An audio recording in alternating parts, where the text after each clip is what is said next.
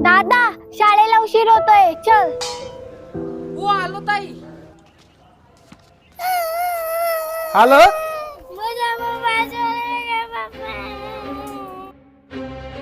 मुलीचा मोबाईल देऊन द्या, नाही तर मी पोलीस कंप्लेंट करेन.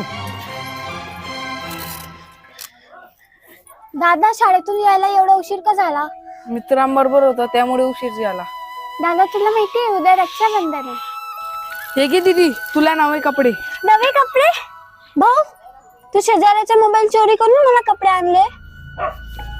अरे नाही ग दीदी, तू बोलली होती ना शाळा सुटल्यावर लेट का येतो.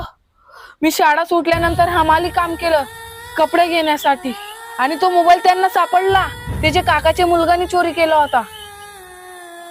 भाऊ मला माफ कर, जन्मजन्म मला असाच भाऊ भेटायला पाहिजे. दीदी